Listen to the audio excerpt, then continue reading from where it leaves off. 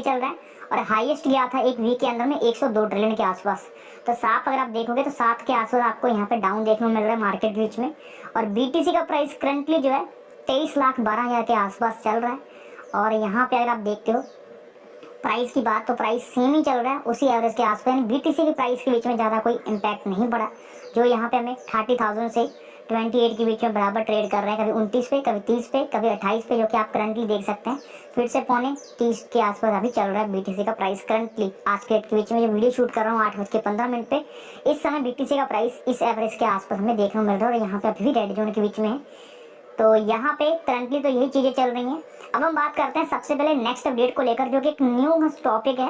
और हमारे बहुत भाई हैं जिन्होंने इस चीज़ के बारे में पूछा है कि भाई क्या इंडिया के बीच में अगर हम P2P यूज़ करके किसी से भी पेमेंट्स अपने बैंक में लेते हैं, सेविंग बैंक में लेते हैं, तो क्या हमारा सेविंग बैंक अकाउंट बैन हो जाएगा, बंद हो जाएगा, या फिर हमें उस पर कोई जुर्माना या फिर हमें कोई जेल यहाँ पे हो सकती है। तो ऐसे में दोस्तों अभी तक P2P यूज़ करने के लिए कोई भी गवर्नमेंट की तरफ से रूल रेगुलेशन नहीं है कि आपको गवर्नमेंट बोलेगा कि आप P2P यूज़ करते हैं तो आपको यहाँ पे अकाउंट बंद हो जाएगा, ऐसा हो जाएगा, वैसा हो जाएगा, ऐसा कुछ भी नहीं है। बट आपको यहाँ पे एक चीज़ ध्यान रखनी होगी कि आप अगर पेमेंट क्रिप्टो में बहुत बड़ी मात्रा में सेविंग बैंक में लेते हैं तो आपके लिए वो गलत हो जाता है। जैसे आपको मैंने बहुत बार पहले अपडेट करा है कि बैंक अकाउंट दो तरह से होते हैं, एक होता है सेविंग और एक होता है करंट। करंट का मतलब सीधा सा है कि उसका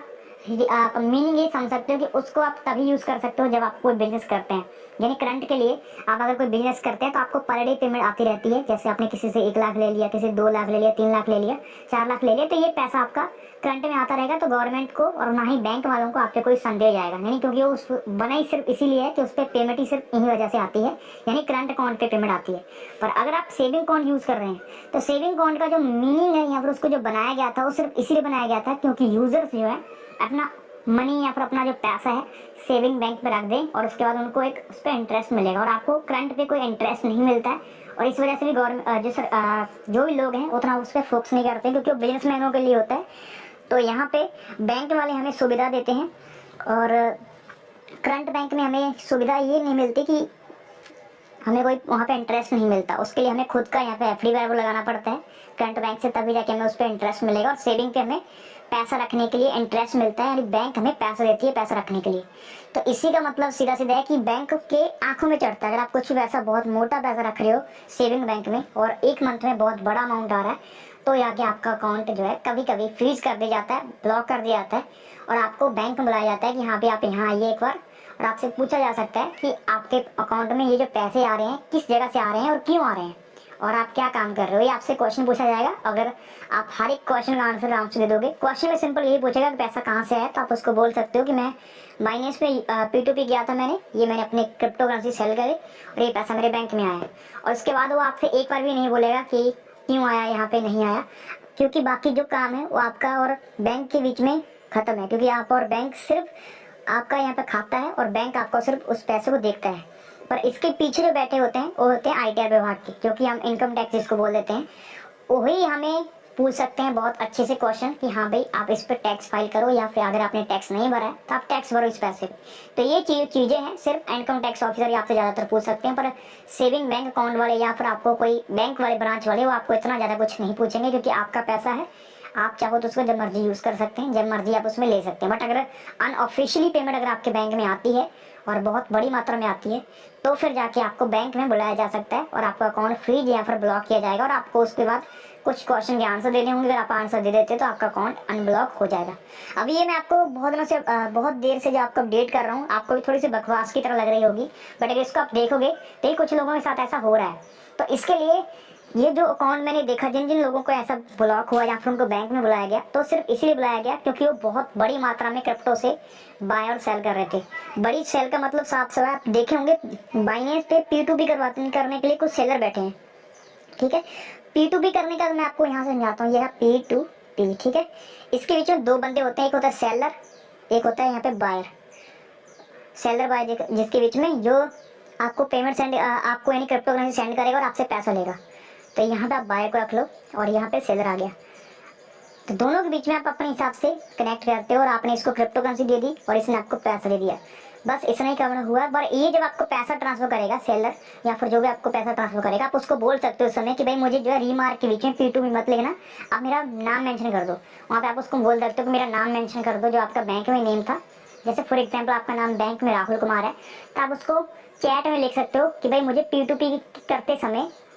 रिफरेंस में या फिर जो रीमार्क होता है उसमें आप मेरा नाम लिख लीजिएगा। तो आपका नाम मेंशन करेगा, नाम मेंशन करने के बाद वो पे करेगा तो आपका काम खत्म है। तब आपके बैंक कभी चार्ज नहीं करेगी, क्योंकि उसको लगेगा सीधा कि किसी ने इसको पैसे भेजे हैं और ये इसके पैसे हैं। नॉर्मली ये हुआ कम ट्रेड करने के लिए। जो लोग कम पैसा ट्रांसफर करते हैं 1-2 लाख रुपए का मंथली, उन पे लिए कोई बड़ी बात नहीं है, वो सेविंग यूज कर सकते हैं। बट जो लोग बहुत बड़ी मात्रा में पेमेंट इधर उधर करते हैं, यानी कि मैंने देखा है बहुत से सेलर के भी अकाउंट होते हैं, तो वो अपना खुद का एक करंट अकाउंट हैंडल करो, उसी को यूज करो और उसी से ज़्यादातर यहाँ पे ट्रेड वगैरह करो, तो आपको ज़्यादा टेंशन नहीं होगी और आप आराम से उस चीज़ को यूज भी कर पाओगे, हैंडल भी कर पाओगे और आपको कोई भी ऐसा पंगा नहीं पड़ेगा। बाकी जो आपको मार्केट में रूमर्स मिल रहे हैं कि जेल हो जाएगा, ये हो जाएगा, वो हो जाएगा, ऐसा कुछ नहीं है, क्योंकि हमने कोई चोरी नहीं करी है,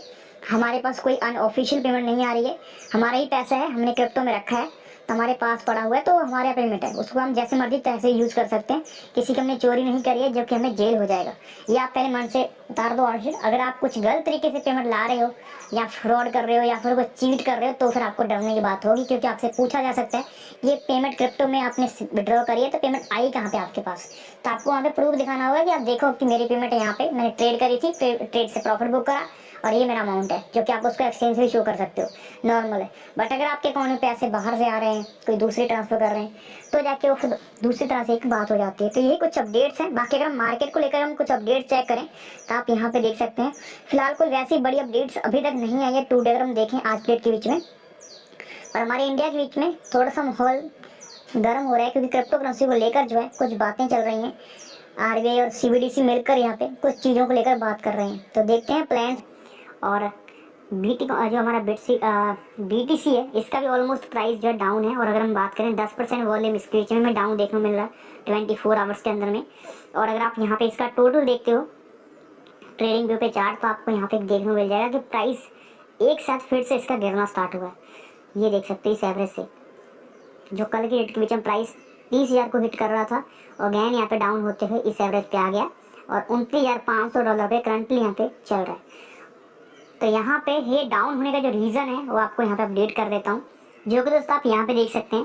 कि करंटली मार्केट के बीच में अगर आप यहाँ पे देखते हैं तो एक अपडेट आई थी कल के रेट के बीच में, जो कि न्यू ईयर की तरफ से अपडेट आई है, जहाँ पे एक न्यू बिल जो है एस्टेब्लिश किया जा रहा है। और उस बिल के बीच में जो अपडेट आई है वही दोस्तों कहीं ना कहीं जो है मार्केट को लेकर एक गलत डायरेक्शन में लेके गई है, जो कि आप यहाँ पे देख सकते हैं। New York bill date M to establish bitcoin mining, जो कि यहाँ पे उस चीज़ को लेकर गवर्नर के जो हस्ताक्षर है सिर्फ उसी के लिए वेट किया जा रहा है। अब इसके बीच में बोला क्या गया है, इसके बीच में साफ साफ बोला गया है कि जो माइनिंग है उससे थोड़ा सा खतरा है यहाँ पे, उसी वजह से उस चीज़ को लेकर यहाँ पे रोकने की ज़रूरत है और इसको कम से कम 1 से 2 साल तक के लिए रोका जा सकता है। तो यहाँ पे इसी वजह से ये टोटल बिल जो डिस्कस हो चुका है, डिस्कस होने के बाद इसको आगे यहाँ पे गवर्नर के आगे सेंड करा गया। अगर वो इसको साइन कर देते हैं और इसको आगे बढ़ा देते हैं तो ये जो है पॉलिसी लागू हो जाएगी लगभग 2 साल के लिए न्यूयॉर्क के बीच में, और उसके बाद जो माइनिंग है वो करंटली यहाँ पे रोक दी जाएगी। तो ये जो है अभी रेट के बीच में बस डिस्कस हो रहा है। अब देखना यहाँ पे ये है कि क्या अपडेट आती है कि उनके जो गवर्नर हैं वो किस तरह से इस चीज़ को देखते हैं।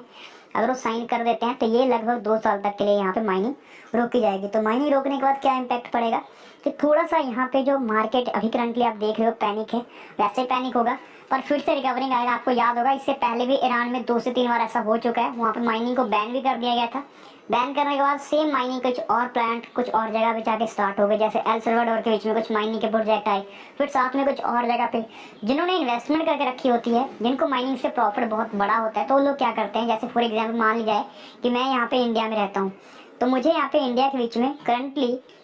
यानी कि हम एग्जाम्पल के लिए समझते हैं, जैसे आपने देखा होगा वजीरेक्स के जो ऑनर हैं वो हमारे इंडिया में रहते थे,